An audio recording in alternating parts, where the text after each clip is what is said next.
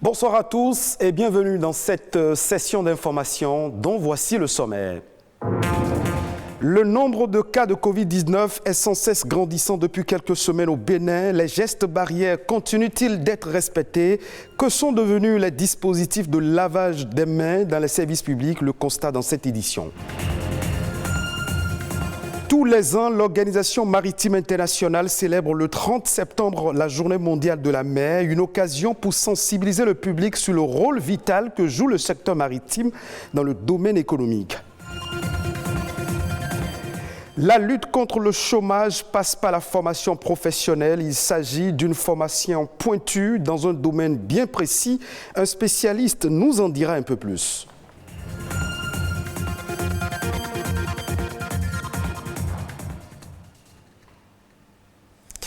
La communauté internationale célèbre ce jour la Journée mondiale de la traduction, grande fête de la communication interculturelle.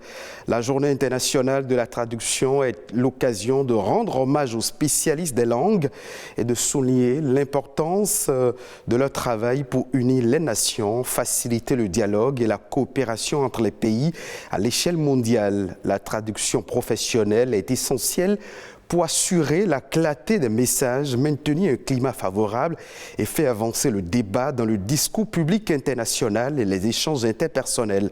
Pour rappel, le 30 septembre marque le décès de Saint Jérôme, traducteur de la Bible, qui fut reconnu saint patron des traducteurs. D'une journée à une autre, l'Organisation maritime internationale célèbre également le 30 septembre de chaque année la Journée mondiale de la mer, une occasion pour sensibiliser le public sur le rôle vital que joue le secteur maritime dans le domaine économique.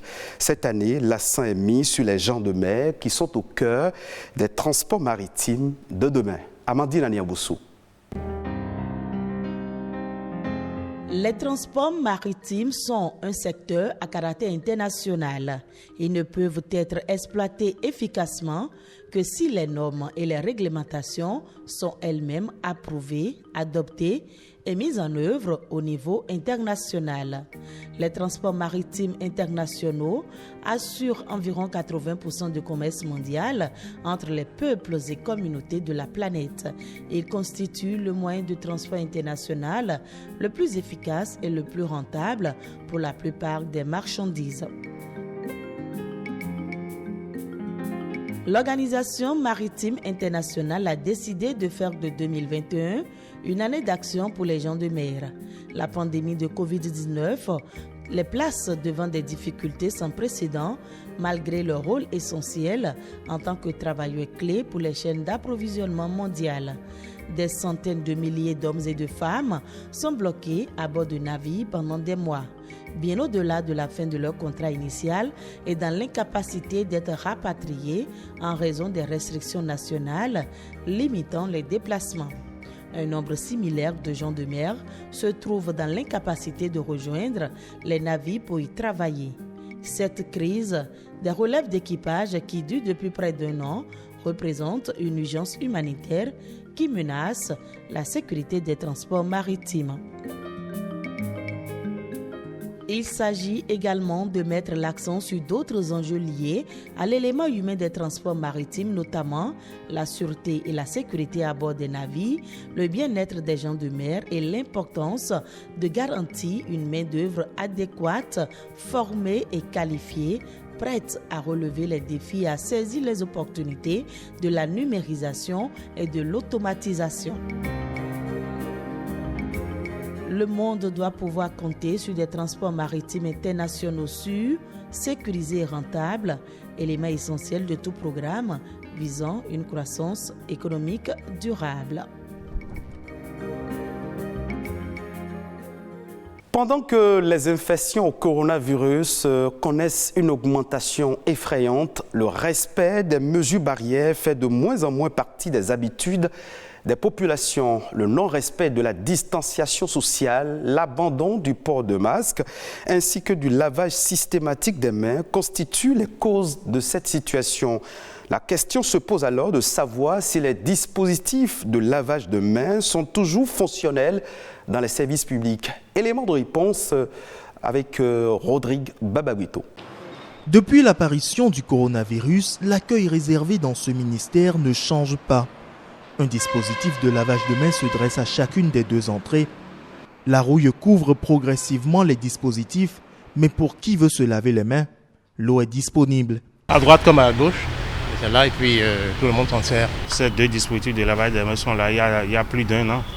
À moins que je ne me trompe, pratiquement tout le monde se lave les mains avant de rentrer dans l'enceinte du ministère. Tout le monde ne se lave pas les mains avant d'entrer dans les locaux. Plus de la moitié des usagers ne se sentent pas obligés de respecter ce geste barrière avant d'entrer ou une fois sortis. À l'entrée de cet autre ministère, pas de lavage des mains à l'eau et au savon.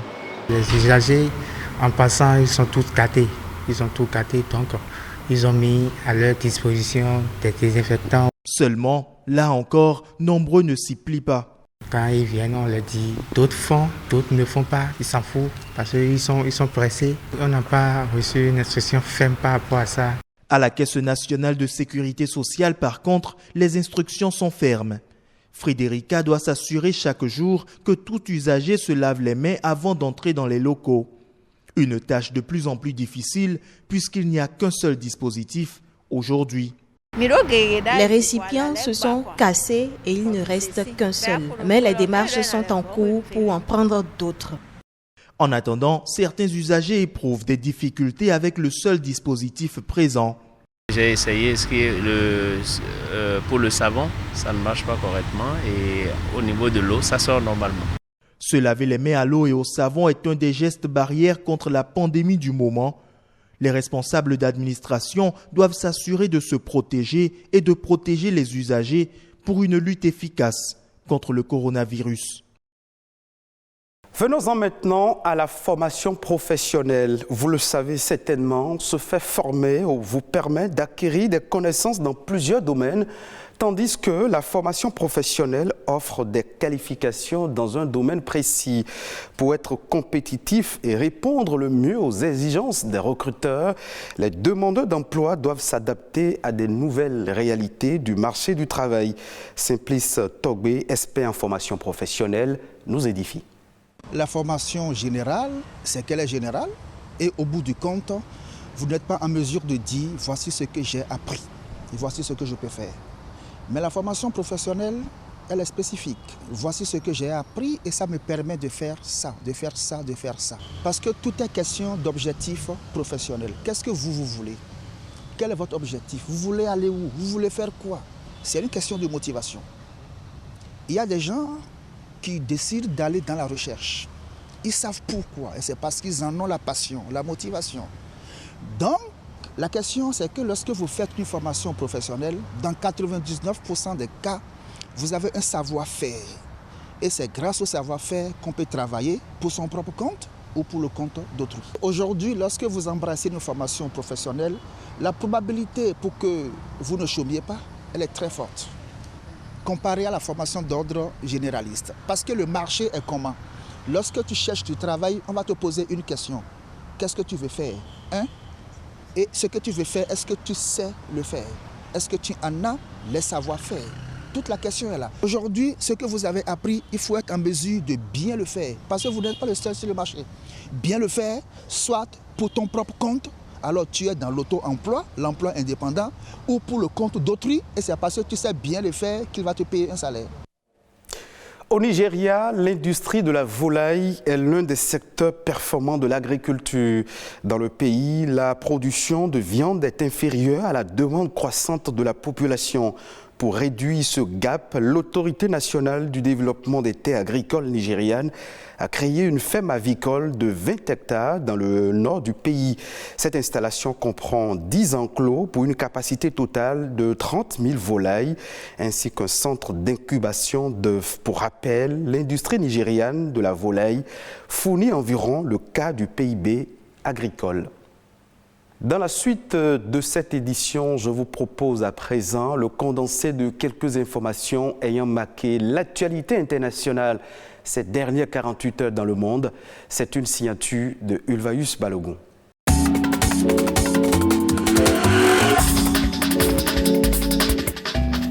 Le tribunal de l'Union européenne a annulé mercredi dernier 2 accords commerciaux entre Rabat et Bruxelles concernant des produits en provenance du territoire disputé du Sahara occidental. Il s'agit d'une part de l'accord entre l'Union européenne et le Maroc modifiant les préférences tarifaires accordées par l'Union aux produits agricoles d'origine marocaine et d'autre part à leur accord de partenariat dans le domaine de la pêche durable. Ces accords resteront toutefois en vigueur pendant 2 mois afin de préserver l'action extérieure de l'Union et la sécurité juridique de ses engagements internationaux. Après cette annonce, l'Union européenne et le Maroc se sont néanmoins engagés à poursuivre leur partenariat commercial. Guerre de la pêche entre Paris et Londres depuis le refus des autorités britanniques et de JRC d'accorder une partie des licences de pêche demandées par les pêcheurs français dans le cadre de l'accord post-Brexit.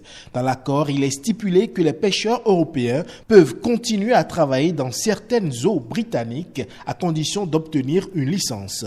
Pour défendre ces pêcheurs, la France s'est donné 15 jours pour étudier les mesures de rétorsion à prendre contre le Royaume-Uni. Paris en appelle à la solidarité européenne, jugeant inacceptable le trop faible nombre de licences de pêche accordées dans les eaux britanniques. L'Europe et les États-Unis parviendront-ils à rétablir la confiance pour renforcer leurs liens économiques? Face à cet enjeu, les 2 puissances se sont retrouvées mercredi dernier à Pittsburgh, en Pennsylvanie, pour la première réunion du Conseil américano-européen du commerce et de la technologie. Cette rencontre de 2 jours devrait sceller la relance de la relation transatlantique. Une relation forte et ancienne, mais fragilisée par la guerre commerciale menée par l'ancien président américain. Malgré cela, les 2 blocs partagent les mêmes valeurs, celles de l'économie de marché, et sont tous inquiets de la montée en puissance de la Chine. Leur objectif est donc d'aligner leurs priorités face à l'avancée économique et technologique de la Chine.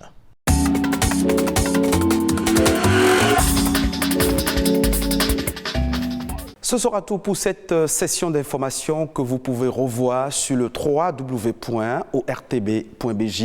Merci de votre fidélité.